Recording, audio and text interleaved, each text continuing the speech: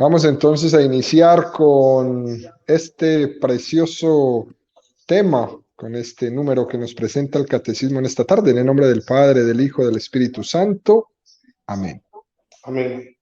Ven Espíritu Santo y llena los corazones de tus fieles y enciende en ellos el fuego de tu amor. Envía tu Espíritu Creador y se renovará la faz de la tierra. Oh Dios, que has iluminado los corazones de tus hijos con la luz del Espíritu Santo. Haznos dóciles a tus inspiraciones para gustar siempre el bien y gozar de tus consuelos por Cristo nuestro Señor. Amén. Padre, quedamos en sus manos y vamos a hacer esta catequesis preciosa después de su exposición conversacional con algunas preguntas, algunas aclaraciones que podamos tener de este tema general de los signos del pan y del vino. Bueno, muchas gracias, Leonardo. Me habían pedido que reflexionara sobre el tema del catecismo, el numeral 1333 o 1333, que son los signos del pan y del vino. Cuando están durante la misa, los niños se preguntan, ¿y qué es esa galletita que dan los sacerdotes? Dicen los niños, ¿verdad?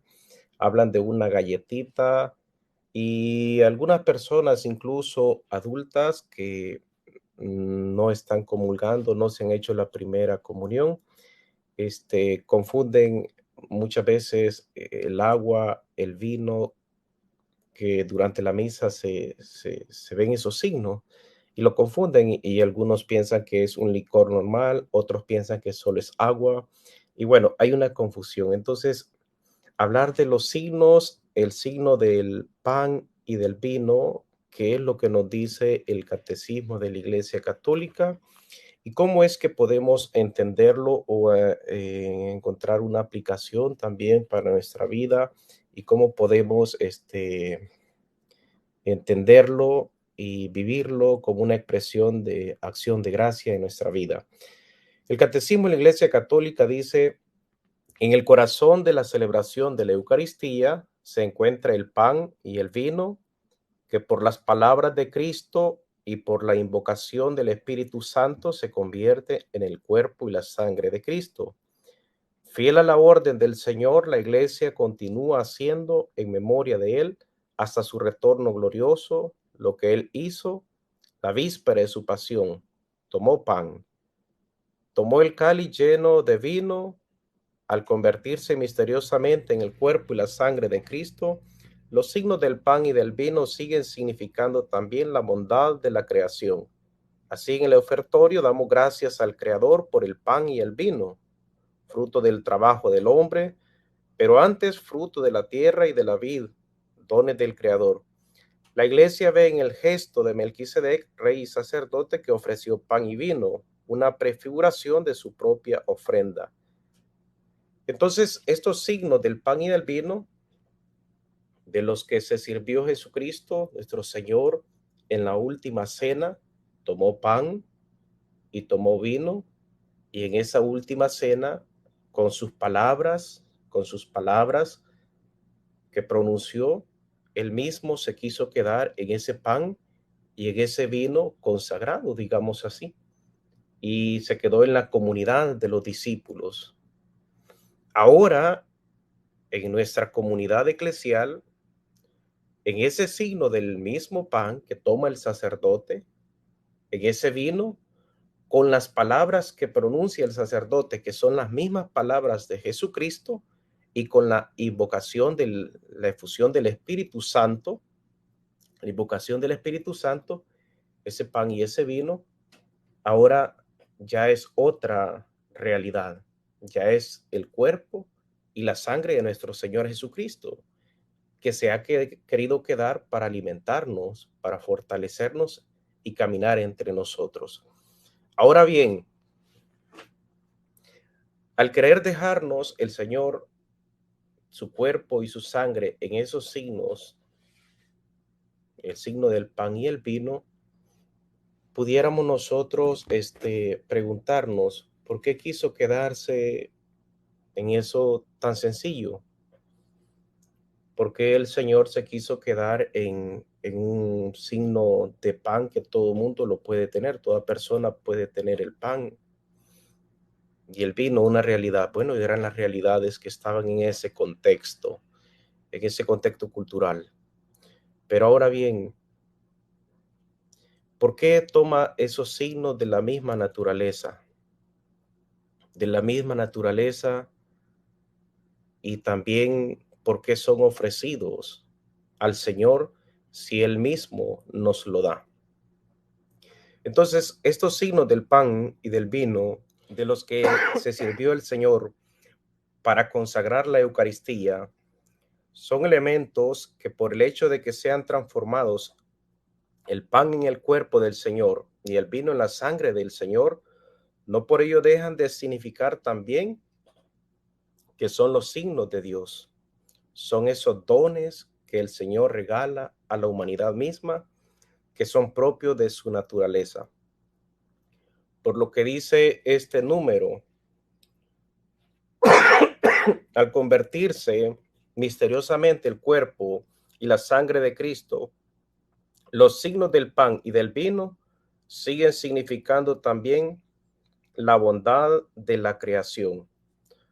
Una vez que el pan es consagrado, ya no es solamente el pan, ya no es solamente vino, sino que es el cuerpo y la sangre de Jesucristo. Son los mismos dones de Dios. Ese regalo que el Padre Eterno nos ha dado, que es la persona misma de Jesucristo. Pero esas dos cosas, el pan y el vino, también están ahí significando la bondad de la creación. Poniendo esos dones en el altar, queremos significar que todo es don, todo es gracia. Por ejemplo, en el altar nosotros ponemos, en el altar de la Eucaristía, en esos dones del pan y del vino, ponemos que todo lo que nosotros somos, lo que nosotros tenemos, todo lo que está a nuestro alrededor, es gracias al Padre Creador. Por ejemplo, ahí podemos poner los alimentos, el aire que respiramos, la salud. Pudiéramos poner también todas las cosas materiales que tenemos. Todo eso es una gracia, es un don, es un regalo que hemos recibido del Señor y que lo ponemos en la mesa, en el altar del Señor, como un acto de agradecimiento a su bondad por lo que Él es y está haciendo con nosotros. Todo es un don, todo es un regalo. La misma Eucaristía es el don por excelencia, ese regalo. Y esos signos del pan y el vino nos reflejan, o sea, nos hacen reconocer que todo es una gracia. Son signos que nos hacen ver que es un don, que es una gracia. Ahora bien, en la Eucaristía caemos en cuenta que hay una bondad en la misma creación, desde el mismo corazón de Dios. Por cierto, que es malo que uno se acostumbre a estar rodeado de tantas cosas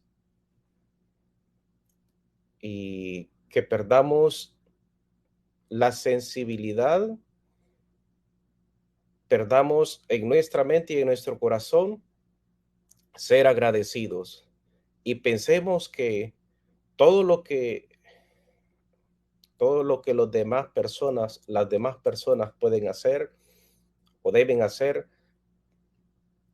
como que si fuese una obligación y perdemos la oportunidad o perdemos la sensibilidad de ser agradecido.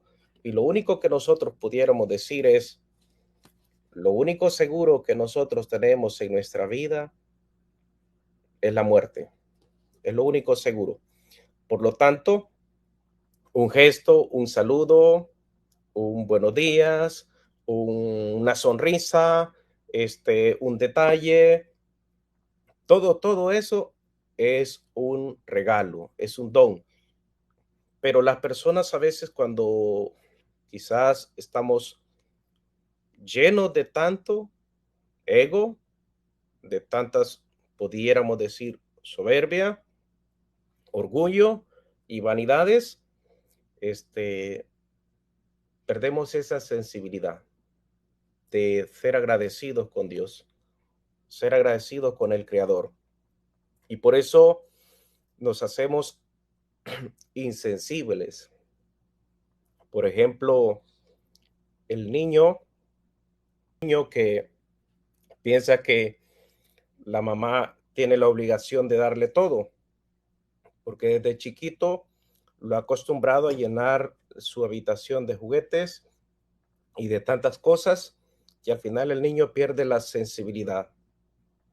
No sé si Leonardo conoce algunos casos de los niños que llegan al catecismo. Claro que sí, padre, siempre. De hecho, es un reto para cada día y yo creo que cada catequista podría darnos su testimonio sobre esta situación, sobre esta realidad. Y es bien interesante que los catequistas podamos, en cierta manera, llegar a tener primero nosotros esa sensibilidad para que podamos transmitirla. Porque la catequesis mal dada es una catequesis sin sensibilidad. Yo creo que esta palabra, padre, ha sido muy buena. Y esa sensibilidad pienso que va a nacer de ir descubriendo las bondades de Dios. Qué tan interesante es esto que por donde nos vas llevando, ¿no? La bondad de Dios descubierta, sin duda alguna, va haciendo que nuestro corazón se vaya, en cierta manera, acoplando, adecuando al corazón de Dios. Es necesario que aprendamos a tener esta como sensibilidad de la presencia de Dios en nuestra historia, en nuestra vida, porque cuando se va descubriendo esta sensibilidad, la vida misma se va convirtiendo como en una ofrenda, como un regalo para los demás. Y aquí es donde los papás, cuando han perdido la sensibilidad, la sensibilidad de la creación, de la entrega, de la donación, este, los hijos mismos van reproduciendo. De hecho, Padre, en el ofertorio de la Eucaristía, en ese ofertorio, nosotros decimos, bendito sea Señor por este pan, fruto de la tierra y del trabajo del hombre que recibimos de tu generosidad y ahora te presentamos. Él será para nosotros pan de vida, ¿no? Esa parte que me parece a mí fundamental es esta sensibilidad que nos lleva a bendecir a Dios. Creo que el hombre moderno está fallando en poder bendecir a Dios por los dones que ha recibido de Él y sin duda alguna empezamos a vivir nuestra vida como si todo nos tuviera que ser dado. Y la verdad que eso endurece el corazón. Si todo se nos tiene que ser dado, entonces nos volvemos es más bien como los niños maleducados, ¿no? Que piensan que todo tiene que estar ahí a la hora que yo lo tenga, que lo necesite, ¿no? Yo creo que esa es la actitud que a veces nos hace perder la sensibilidad de Dios. Y cuando en la Eucaristía decimos que es una acción de gracias, los mismos signos nos van llevando a descubrir esa presencia de Dios. Y esto nos tiene que hacer caer en cuenta a nosotros que nosotros no le ofrecemos a Dios nada que Él no nos lo haya dado antes, ¿no? Es una de las partes, creo, más fundamentales, más importantes para nosotros, porque en ese descubrimiento nosotros podemos darnos cuenta que todo es un don de Dios a nuestra vida, ¿no? Por eso este tema, Eucaristía, sin duda alguna es acción de gracias, ¿no? Cuando las personas han tenido la oportunidad de ir a Atenas o a alguna ciudad en Grecia, los griegos usan la palabra que más se usa en el idioma griego es Eucharistos, ¿sí? Eucharistos, gracias, ¿no? Esa es nuestra Eucaristía. Gracias por los dones, ¿no? Bien, entonces decía ya Leonardo que la Eucaristía propiamente es un gracias. Y entonces en la ofrenda propiamente cuando el sacerdote levanta el pan y levanta el vino para la consagración, entonces propiamente hace una oración muy sencilla, que es lo que dice el sacerdote prácticamente, lo que hemos recibido de tu generosidad, ahora te lo presentamos, haciendo referencia al pan y al vino que lo hemos recibido del mismo Padre, del mismo Hijo, del mismo Espíritu Santo, y que ahora se lo devolvemos a Él. Entonces, esta es una lo que les decía al inicio, la espiritualidad del donarse, del ser agradecido. Y, y en esta espiritualidad del ser agradecido, pues es propiamente reconocer que todo lo que nosotros somos es gracias a Dios, gracias a lo que Dios nos regala. Me pongo a pensar en este momento en aquel padre de familia que durante los 7 días de la semana siempre está ocupado trabajando, dice, o mejor dicho, trabaja 5 días a la semana, el sexto día y el séptimo día, que es sábado y domingo en este caso, pongamos así, lo ocupa para descansar, pero para descansar su cuerpo, no para descansar su espíritu. Y lo que dice en su mente es, no, porque yo trabajo fuerte, yo trabajo mucho durante los 5 días y los otros días lo dedico para descansar, para tomar, para comer y para estar con la familia, un ejemplo, ¿verdad? Y no se da cuenta que la manera de agradecer a Dios es a través de la Eucaristía. No se da cuenta que el trabajo que realiza durante la semana es también gracias a este Dios que se lo ha dado, que la familia que tiene es gracias a este Dios que se le ha regalado, el alimento, la salud, la casa, el techo y todo lo que posee es gracias a ese Dios y que por eso el domingo es necesario entrar en esta dinámica de ofrecer todo lo que nosotros somos junto a este pan, a este vino,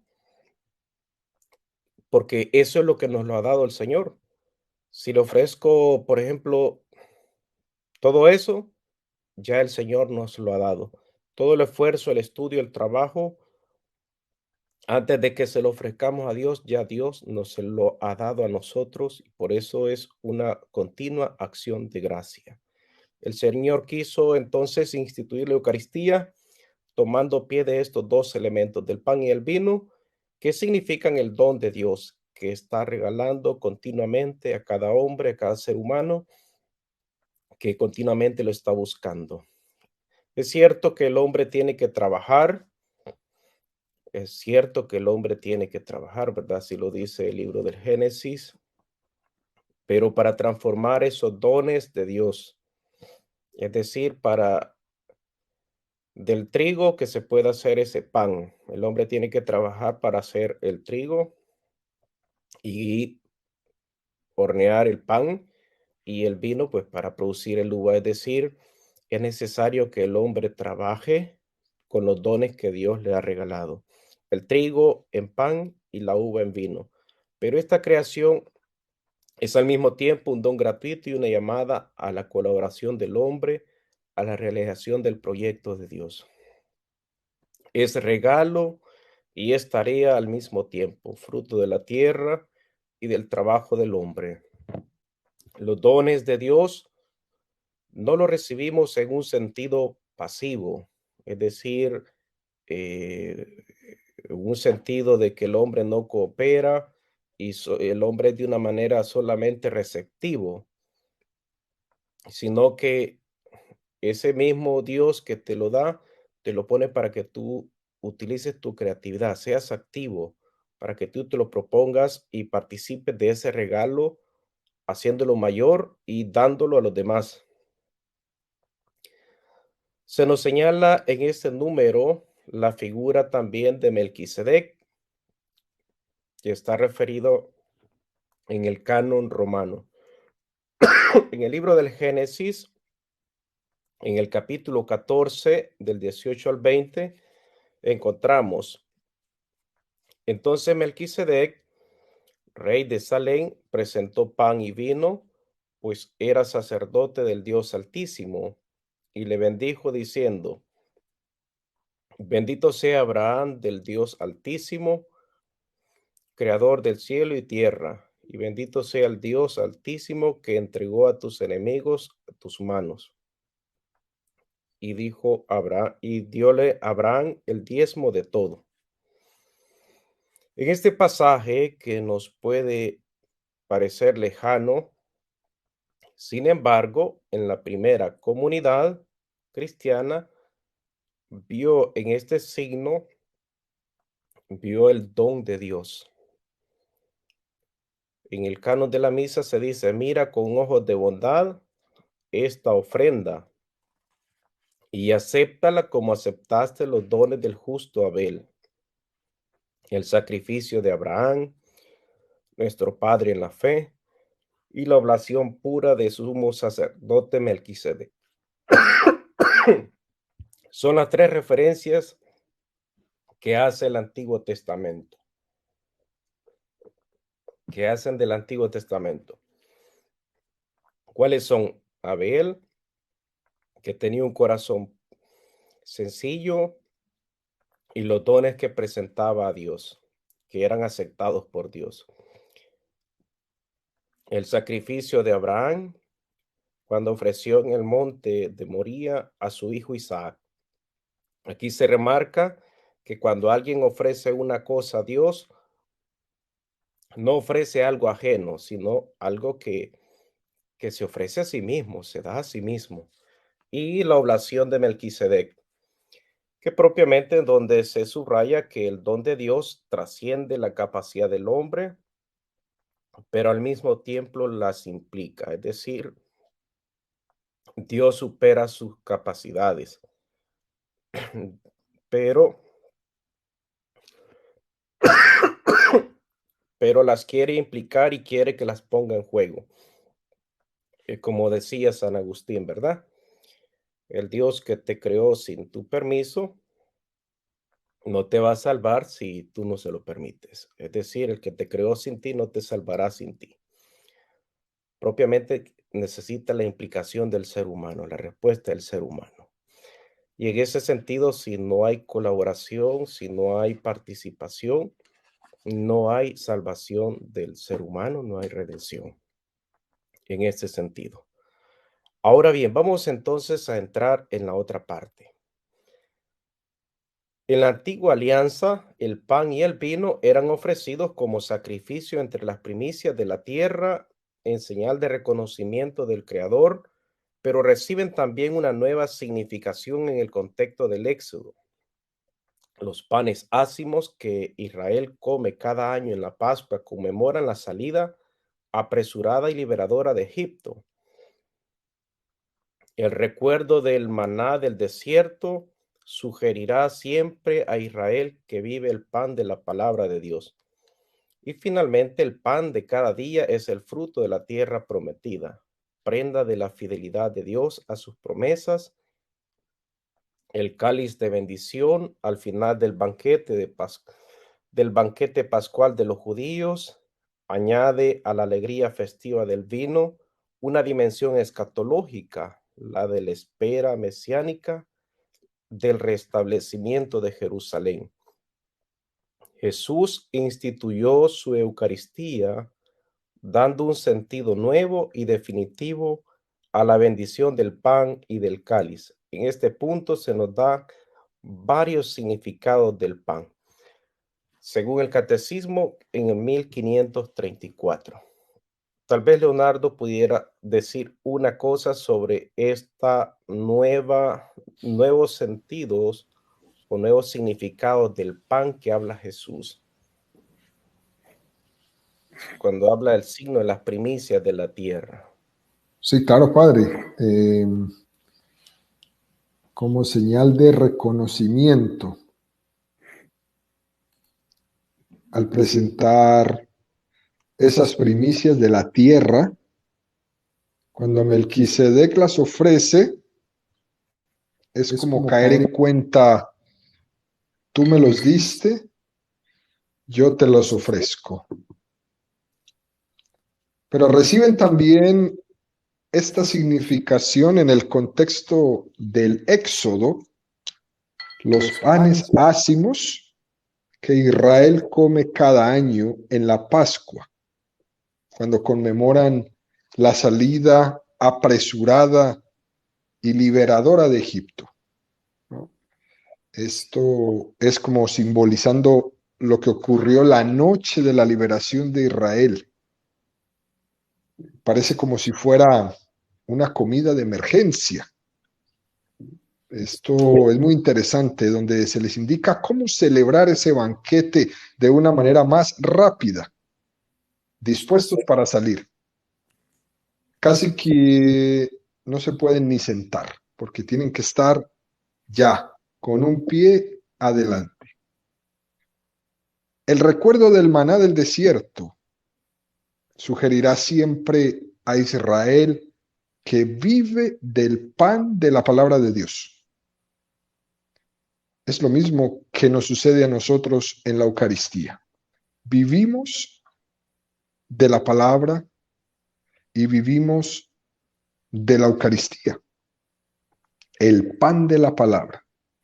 El pan como recuerdo continuo y permanente a la historia de la salvación, por la que Yahvé fue conduciendo a su pueblo Israel por el desierto y no le abandonó.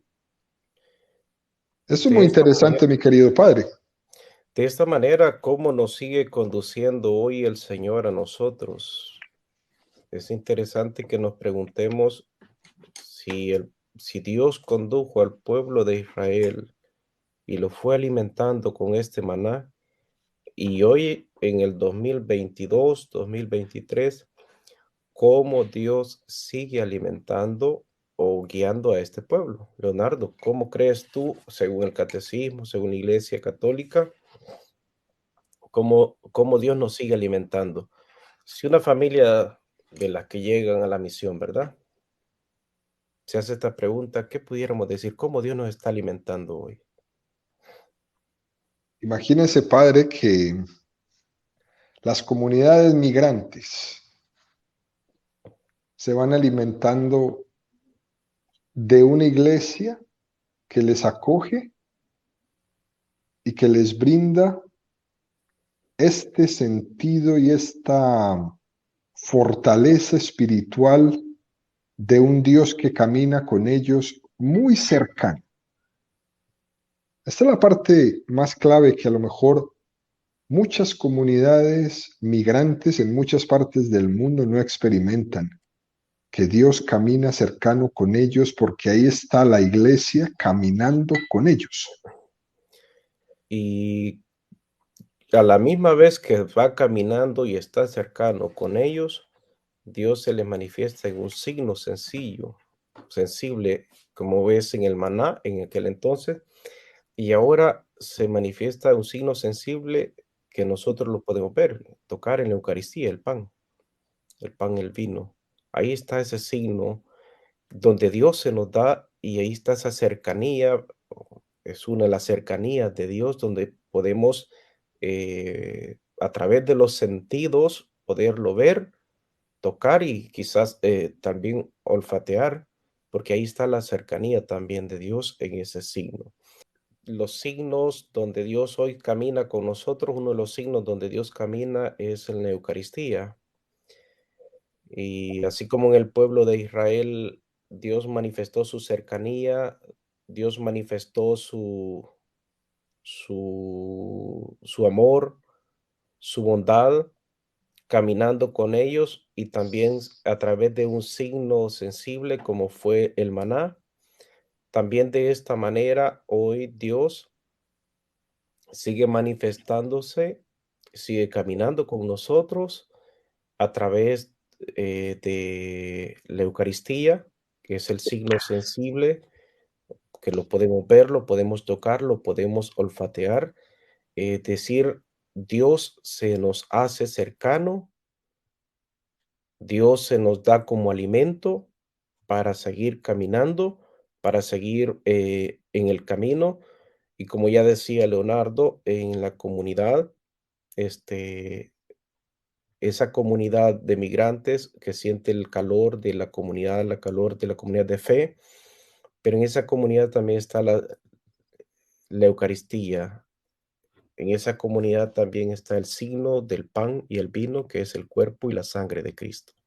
Y eso es lo que alimenta cada día esa comunidad, da ese calor y como quien dice, todo ese deseo para seguir adelante caminando. El pan de cada día es el fruto de la tierra prometida. Ese es el fruto, la prenda de la fidelidad de Dios a sus promesas. Dios que no abandona a su pueblo. Dios que siempre está cerca, Dios que camina y cuando menos quizás cuando las personas se dejan llevar, o mejor dicho, no es que se dejan llevar, sino que cuando están envueltas en una tristeza, en un desamparo, o se sienten solas, o caminan solas físicamente, o en el frío del invierno, es cuando más cerca está Dios y es cuando el Señor se hace sentir también su calor a través de la comunidad. Finalmente, el pan de cada día, decíamos, ¿verdad? Es la fidelidad de Dios a su promesa. La Eucaristía, la fidelidad es la promesa, la respuesta de Dios. El cáliz de bendición.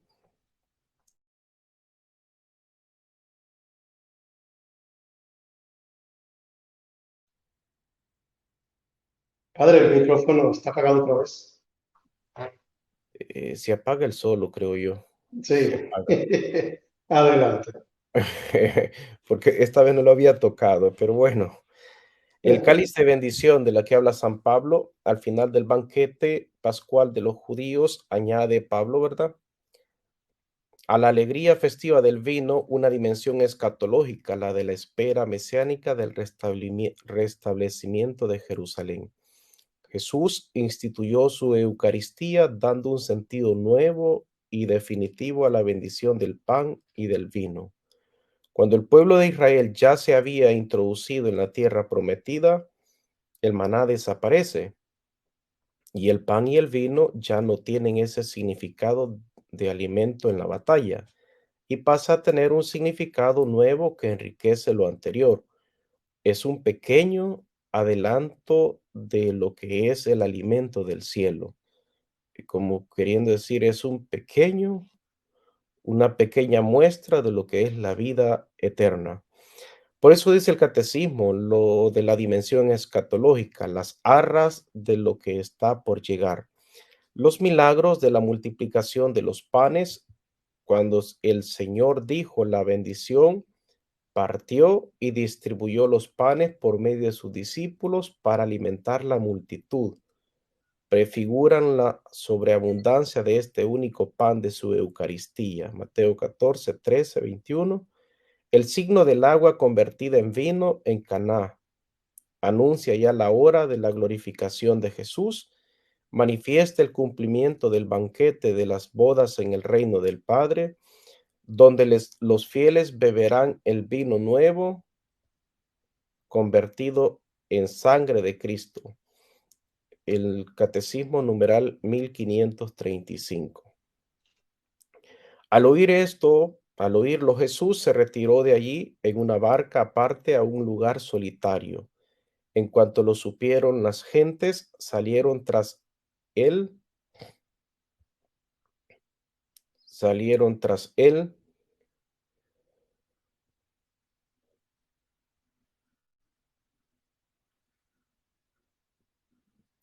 viniendo a pie de las ciudades. Al desembarcar vio mucha gente, sintió compasión de ellos y curó a sus enfermos. Al atardecer se le acercaron los discípulos diciendo: el lugar está deshabitado y la hora es ya pasada. Despide pues a la gente para que vayan a los pueblos y se compren comida. Pero Jesús les dijo: no tienen por qué marcharse, denles ustedes de comer. Y ellos le dijeron: no tenemos aquí más que 5 panes y 2 peces. Pero él les dijo: tráenmelos acá. Y ordenó a la gente reclinarse sobre la hierba, tomó luego los 5 panes y los 2 peces, y levantando los ojos al cielo, pronunció la bendición, y partiendo los panes se los dio a los discípulos, y los discípulos a las gentes. Comieron todo y se saciaron, y recogieron de los trozos sobrantes 12 canastos llenos, y los que habían comido eran unos 5,000 hombres, sin contar mujeres y niños. Los milagros de la multiplicación de los panes y los peces son una prefiguración de la sobreabundancia de este único pan eucarístico, el pan de la Eucaristía, como si fuera un adelanto de lo que está por llegar. En la Eucaristía se multiplica el don de Dios para con nosotros. En la Eucaristía se multiplica el don de Dios. Dios no nos quiere en manada. Dios nos quiere a cada uno de nosotros. Incluso el milagro de la conversión del agua en vino en las bodas de Caná son una prefiguración de la Eucaristía.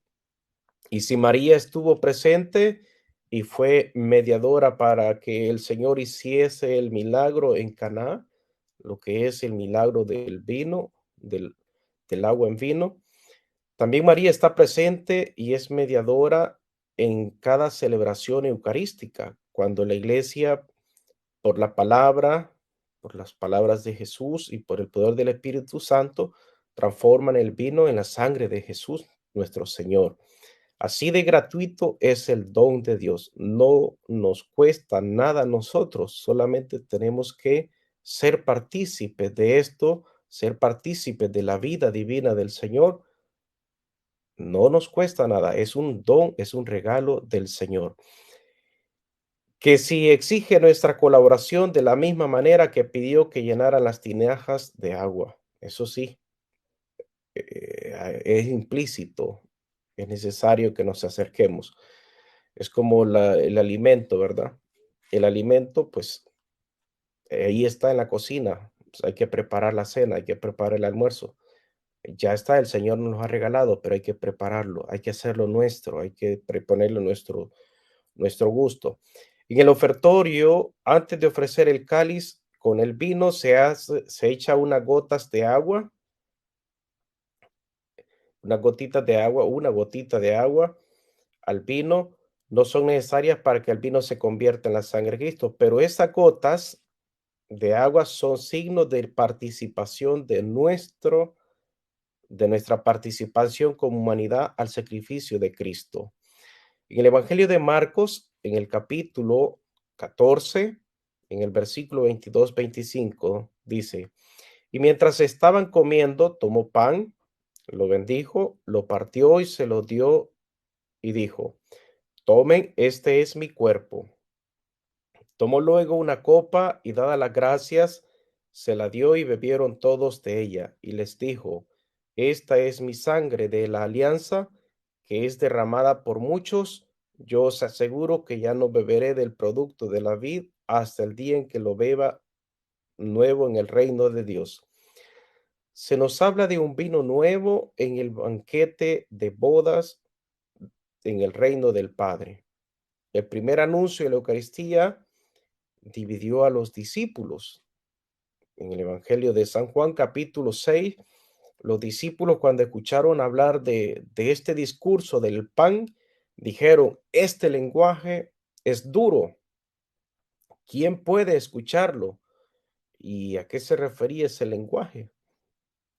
Pues a la Eucaristía y la cruz, que son piedras de escándalo. Es el misterio, es el mismo misterio, no cesa de ser ocasión de división.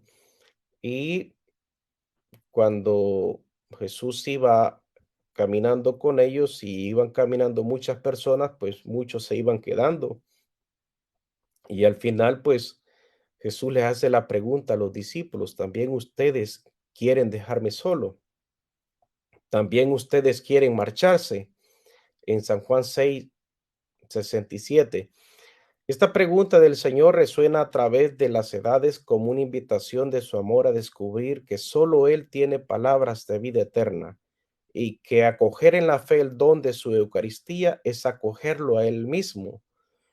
Propiamente, propiamente, la Eucaristía es un regalo del Señor y que acogerla significa acoger ese regalo que va implícita, pues claro, la vida de Jesús, que también lleva la cruz, también lleva el dolor, lleva el sufrimiento, pero que también lleva la liberación.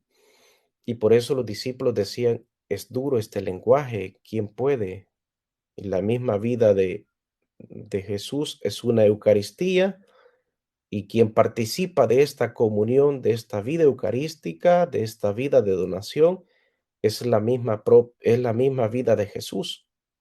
Es una vida de donación, de entrega, es una vida, es un don para los demás. Por eso los discípulos dicen, ¿y quién puede escuchar esto? Esto es lenguaje duro. En el Catecismo 1336, estamos un poco reflexionándolo.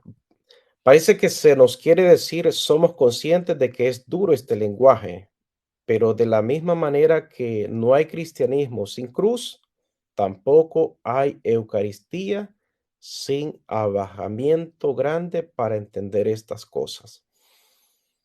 Si no hay abajamiento, si no hay este kenosis, es decir, pues este hacerse chiquito, hacerse bajito para comprenderlo, no se puede entender. Hay que bajarse y bajarse de las, de la soberbia, bajarse del orgullo, bajarse de la prepotencia, bajarse de creerse un pequeño Dios, porque si no, no se puede entender este misterio de la Eucaristía. Es muy complicado, es muy complicado poder decir que se puede seguir la Eucaristía, se puede comulgar, se puede ir a la Eucaristía, pero si no se lleva nada de Dios, lo que se está haciendo es adorando a sí mismo, haciendo un pequeño ídolo y no se está adorando al Dios verdadero. No es fácil. Esto es un camino que a través de una experiencia se puede ir profundizando. Ante el orgullo humano, Dios hace las cosas totalmente distintas en el camino humilde de Dios, pues que aceptemos que la presencia de Dios se nos va a dar a través de signos tan sencillos como el pan y el vino. Es algo tan sencillo como Dios lo ve, como Dios lo manifiesta, sencillo como el pan y el vino. De hecho, Dios mismo se baja, se encarna en un ser humano, que es el misterio que vamos a celebrar dentro de poco, y se encarna en una mujer vacía de sí misma, una mujer vacía de sí misma, que es la Virgen María, y que Dios le dice, alégrate, llena de gracia. Dios le cambia el nombre a María y le dice, la llena de gracia. ¿Por qué? Porque ella ha bajado y ha recibido ese misterio del que estamos hablando, del pan y el vino, que es el mismo Cristo, el que se encarnó. Eso resulta tan fuerte cuando Jesús predicó la Eucaristía, la gente le empezó a abandonarlo hasta el punto que llegó a decirle a sus apóstoles, ¿también ustedes quieren marcharse?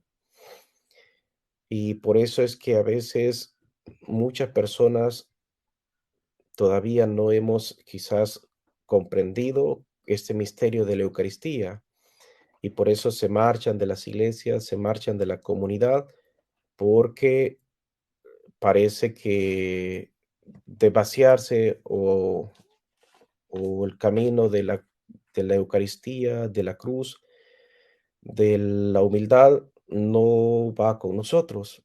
Preferimos seguirnos construyendo esa imagen de Dios a mi medida, el Dios a mi medida. Y por eso solamente lo busco cuando hay una necesidad, pero es el Dios que yo me he creado a la imagen mía, a mi medida de mi mente, a como yo lo quiero, como un pequeño amuletito, ¿verdad? Y no es el Dios revelado que está en la Eucaristía. Por eso la doctrina de la Eucaristía escandaliza a quien no tiene un corazón de niño. Si no es así, es un choque muy grande entre los caminos de Dios y los caminos de los hombres.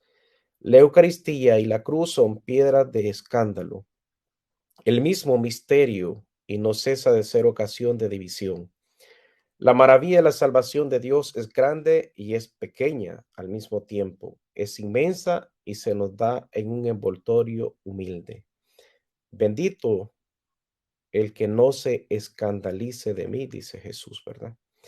Nos diste el pan del cielo y que contiene dentro de sí todo deleite. Aquí recibo todo lo que puedo pedir a Dios. Por ello tenemos que estar purificados continuamente de nuestra soberbia, de nuestro orgullo, purificados de nuestras propias expectativas de felicidad. A veces la felicidad la vemos como aquello que es de mi manera subjetiva de ver la vida, la felicidad en base al tener o en base al quehacer, pero no tanto del ser, de ser más humano, de ser más generoso, del ser más una persona con valores, una persona que propone aquello que el mismo Jesús nos ha dado en su signo. Por eso muchas veces soñamos y nos construimos grandes, pero al margen de Dios, al margen de aquello que Dios quiere darnos a nosotros, aquella felicidad plena. Para que cuando venga el don de Dios nos podamos sentir plenos y llenos, necesitamos entrar en esta dinámica de la Eucaristía, de este signo del pan y el vino, que son el regalo que Dios nos ha dado y que cuando nosotros lo ofrecemos a Él, prácticamente estamos dando aquello que Él mismo nos ha dado y que se convierte en la misma persona de Jesús, en su cuerpo y su sangre, que es el don que el Padre Eterno nos da a todos nosotros como alimento en esta vida. Que en la Eucaristía podamos encontrar todo lo que esperamos. ¿Y qué es lo que esperamos? Pues que ahí contiene todo el deleite, todo lo que el ser humano puede necesitar para saciar su vida, su deseo de eternidad. Ahí está completamente todo lo que necesitamos para vivir. Bien, esto es propiamente los signos del pan y el vino en la Eucaristía. Leonardo, una pregunta. ¿Cuál es? Padre, excelente, excelente tu presentación. Sí, Me quedo, Juanito, con esta partecita. Los discípulos no entendían. Los discípulos no entendían. Su cerrazón de cerviz era muy parecido a los ateos de hoy día. Yo no sé si a lo mejor me me equivoco mucho, ¿no? Los ateos de hoy día, los herejes modernos, incluso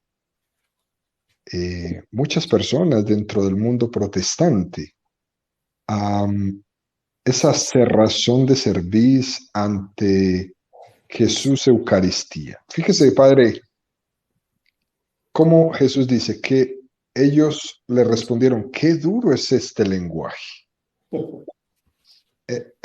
Es lo que escuchamos hoy día de muchas personas dentro del mundo protestante en contra de los católicos, ¿no? Qué duro es este lenguaje. Eh, es escándalo. Ustedes con su Eucaristía, qué escándalo. Ustedes con su Virgen, qué escándalo. Ustedes con sus procesiones, qué escándalo. Ustedes con sus novenas, con sus posadas, qué escándalo, ¿no? Fíjese que es esta parte del Evangelio que usted nos ha traído aquí a nuestro conocimiento, nos da como una luz tremenda, ¿no? O sea, al mundo moderno todo le escandaliza, pero el pecado le encanta. ¿Eh? Todo le escandaliza, pero el pecado le encanta. ¿Quién puede escucharlo? Decían a Jesús, ¿quién puede escucharlo? Y me gustó mucho porque más adelante usted más o menos nos dio como la respuesta. ¿Quiénes son los que le pueden escuchar este lenguaje tan duro? Los capaces de vivir en la cruz y en la Eucaristía. Yo sacaba como esta conclusión mientras usted hablaba. Eucaristía y cruz son igual a catolicismo.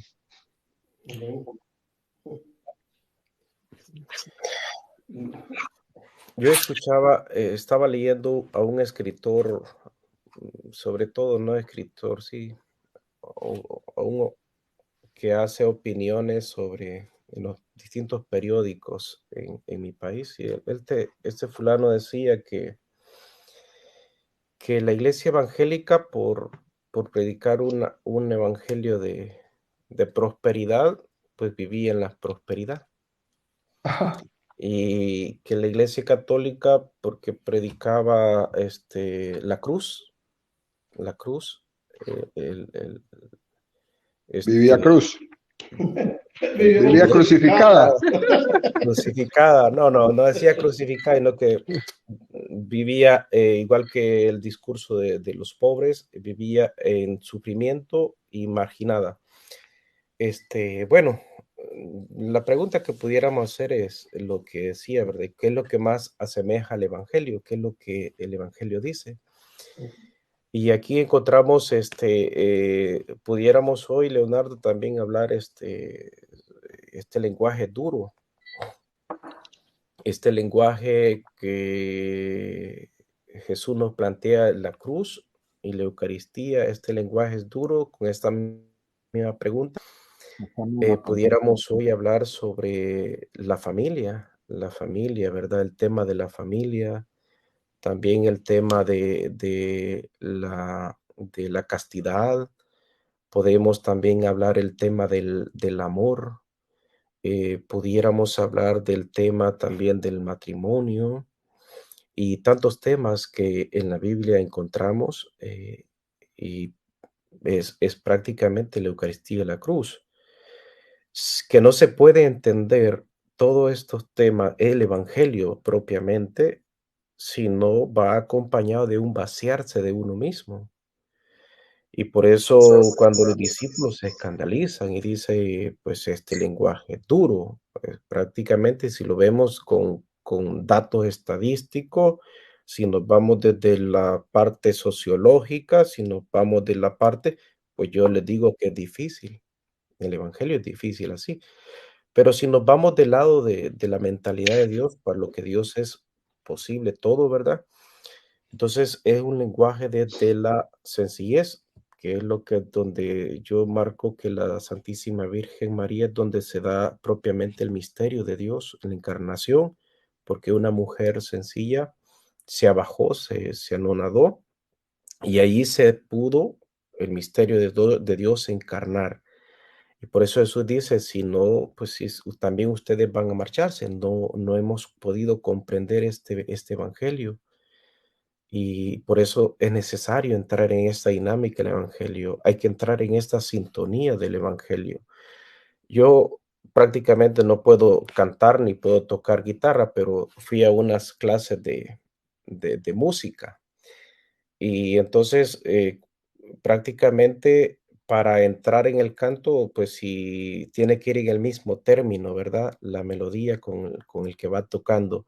Pero si no entra en el mismo término, se desentona y no se escucha algo agradable al oído. Y yo creo que para entrar en esta dinámica del evangelio es entrar en esa misma sintonía, en la misma nota musical para que se puede sentir sabor. El evangelio hay que saborearlo. Hay que entrar en esta sintonía para poder saborearlo y encontrar esta belleza, esta riqueza, propia. Pero si solo lo vemos desde una nota muy alta, lo que vamos a decir: "Esto es imposible, Señor, jamás vamos a poder". Y eso es lo que le pasó a los discípulos. No entraron en esa nota que el Señor les está hablando, sino que posteriormente. Y así pasa con la sociedad hoy, Leonardo. Quieren vivir en un estilo de vida muy diferente al evangelio y es para ellos imposible vivirlo así. Un escándalo Es un escándalo de total. verdad. Muy bien, querido padre. Fíjese que a las 6 de la tarde, en nuestro siguiente tema, el padre que nos acompañará desde Santa María, California, tiene como título, Danos hoy el pan de cada día. Es una conexión perfecta que el catecismo nos va a hacer hoy en esta maratón con lo que tú nos acabas de enseñar, en este maravilloso recorrido que nos hace el catecismo de la Iglesia Católica, volviéndonos a poner la luz, poniéndonos en la luz lo que es importante y lo que es esencial. Hombres y mujeres eucarísticos, hombres y mujeres de cruz, igual a católicos. Sin duda alguna, me encanta esta conclusión a la que su reflexión me ha llevado, querido padre José Obdulio. Muchísimas gracias. Gracias, Leonardo, y qué bueno que a través de este maratón estás propiamente ofreciendo a muchos hermanos estas reflexiones del catecismo que quizás muy pocos conocemos y quizás somos privilegiados, pero a la misma vez a través de este esfuerzo que estás haciendo tú, que te lleva buena parte de tu tiempo, pero estás llegando a muchas personas a conocer la doctrina, la enseñanza de nuestra iglesia. Y qué bueno, te felicito a ti y también aquí al hermano conductor, Juan. Gracias por ese esfuerzo que están haciendo y que el Señor les bendiga abundantemente. Sin duda, mi querido padre, que cuando llegues a Atlanta vamos a hacer muchos programas desde aquí. Bueno, bendiciones. El vino, el vino de consagrar es diferente al vino regular. ¿Por qué y en qué se diferencia? Bueno, le queda de Leonardo. A mí, el fruto del vino de consagrar tiene que ser el vino fruto de la uva, sin mezcla. Es un porcentaje de alcohol muy pequeño, no es un vino comercial regular. Así que no es que yo vaya aquí a la primera Estuvo, ¿eh? Sí, es una botella de vino y esa es la que llevas al altar. No es un marqués de Cáceres, tampoco es un casillero, nada de eso. El vino es especialmente preparado para la Eucaristía, fruto directo de la uva. sí. Hay una marcada diferencia en el vino de consagrar. Ya lo decía Leonardo. El vino para consumir, pues es propiamente comercial, lleva un proceso diferente cambio, el vino de consagrar es destinado para la consagración y el proceso es totalmente diferente, que viene directamente de la uva. Muy bien. Excelente. Dice ella que si se debe de masticar la Eucaristía y que si debe de dejar de tomar alimentos una hora antes de comulgar. Bueno, pues el catecismo de la Iglesia Católica todavía está vigente de por lo menos hacer ayuno una hora antes de comulgar, dice, ¿verdad? Y sí se puede masticar la Eucaristía. De hecho, el Evangelio dice: "El que no coma de este pan, mastique, comer", ¿verdad? Lo único que a veces cuando hay personas que tienden a la superstición y dicen que es pecado masticarla, pero ya meten la supersticioso de la comunión y eso es muy malo. No sé, Leonardo tiene otro comentario sobre eso. No, padre, realmente la hostia que se usa es tan pequeña, tan delgada, que yo realmente no sé una persona que puede masticar ahí. Uno mastica a lo mejor un alimento grande, un pedazo de carne que si se lo traga se ahoga, pero realmente la hostia se derrite, ella misma se deshace en la boca de la persona, pero no es que sea un pecado, realmente no hay un número que diga, que hable de esto, ¿eh? Pero como usted dice, es comida, es comer el cuerpo. Digamos que por una sana tradición, las personas que comulgan dejan que la Eucaristía se deshaga en su boca, pues para no hacer un escándalo, porque hay unos que no sabemos comer, ¿no? Entonces, claro, se ve hasta feo si no se sabe comer, ¿no? Pero no, si lo hace de una manera discreta, no pasa nada, ¿eh? Bueno, hay muchas preguntas. Dice que aquí preguntan sobre posturas de cómo recibir la comunión. Aquí nos dice Delfina que qué de malo tiene recibir la comunión de rodillas.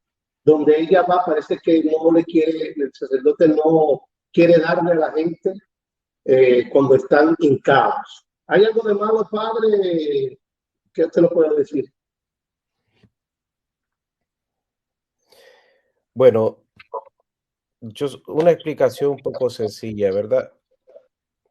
En la comunión tiene varios sentidos, digamos, no solamente sentidos, sino que en las primeras comunidades cristianas, pues se recibía la comunión. Vamos a hablar un poco las fuentes que hay con la mano y se recibía de pie como signo de resurrección del Señor. Posteriormente se fue cambiando, se empezó a recibir en la mano, después hay otras fuentes que más tarde se recibió de rodilla, y entonces en la iglesia se fueron viendo normales las formas, digamos. Entonces la comunión en la boca, la comunión de rodillas y la comunión en la mano, digamos así, ¿verdad? Sea viendo normal. Ahora bien, ¿se puede comulgar en las 3 formas? Sí, se puede comulgar. Ahora bien, lo s sería no cristiano que vaya a una fila un poco larga y yo me arrodille y no tenga caridad para con los demás otros hermanos que vienen detrás de mí y se haga una cosa un poco desagradable, porque yo me entretengo, recibo la comunión de rodillas, me estoy ahí mis 2 minutos, contemplándola ahí de rodillas y detengo los que vienen a comulgar, va, digamos así en este sentido. Ahí podría ser un poco, como no tener empatía con los demás, y también faltar a la caridad a los que vienen a comulgar, ¿verdad? En ese sentido. Pero pecado o malo no existe. Simplemente, yo creo que cada quien tiene su manera de manifestar su amor a la Eucaristía. No sé, y Leonardo tiene otra. Habría un dato muy importante, mi querida Delfina, y es, hay que aprender a obedecer. Esto es muy importante, suena raro, pero hay que aprender a obedecer. Si el sacerdote actual de su parroquia les da la indicación de que en la Eucaristía la vamos a recibir de pie, pues se recibe de pie. Mañana les mandarán un sacerdote que dice, no, ahora la vamos a recibir de rodillas, pues la recibimos de rodillas. Cuando vino la pandemia, el Papa dijo, cada uno va a tomar la Eucaristía con su mano, pues vamos a tomar la Eucaristía con la mano, no pasa nada. Pasó la pandemia y ahora volvemos a recibir la comunión en la boca, volvemos a recibir la comunión en la boca. Creo que esto se trata más bien de un acto de obediencia, un acto de disposición con los sacerdotes, con los líderes religiosos, con el sacerdote en turno de mi parroquia, y uno no debe de enredarse tanto en esto. Es más fácil obedecer que ponerse a pelear. Como dice el padre, creo que el acto más bonito que debe de ir junto con la comunión tiene que ser el acto de obediencia y el acto de caridad con los demás que están ahí, ¿no? Pero vuelvo y le digo, espérese que le manden otro padre y verá que se la pone de rodillas. Sí, sí. Pasa mucho en las comunidades, es una cosa muy común. Sobre todo la espiritualidad nos tiene que llevar a eso, a una disposición para recibir al Señor en cada día, y no tanto porque la mente me diga a mí qué es lo que yo sé, porque entonces nos podríamos llenar de soberbia pensando que conocemos, y no tanto una disposición interior para recibir al Señor. Y entonces aquí pudiéramos caer en lo que los fariseos decían de Jesús, ¿verdad? Nosotros a este lo conocemos desde niño, es familia de, aquí están sus primos, es hijo de María y José, y por eso no tuvieron de recibirlo, la gracia de recibir a Jesús, ni pudieron hacer milagro. Y así nos puede pasar también, porque, digamos, nosotros decimos, la comunión, ¿cómo se debe recibir? Con una buena disposición del corazón, recibir al Señor. Bueno, saludemos a nuestra madre, si le gusta, juntos. Dios te salve María, llena eres de gracia, el Señor es contigo. Bendita eres entre todas las mujeres y bendito es el fruto de tu vientre, Jesús. Santa María, Madre de Dios, ruega por nosotros los pecadores, ahora y en la hora de nuestra muerte. Amén. El Señor esté con ustedes. Y con tu espíritu. La bendición de Dios Todopoderoso, Padre, Hijo y Espíritu Santo, descienda sobre ustedes y les acompañe siempre. Amén. Bendigamos al Señor, demos gracias a Dios. Amén. Muchas gracias a todos. Bendiciones. Bendiciones, Padre, que tengas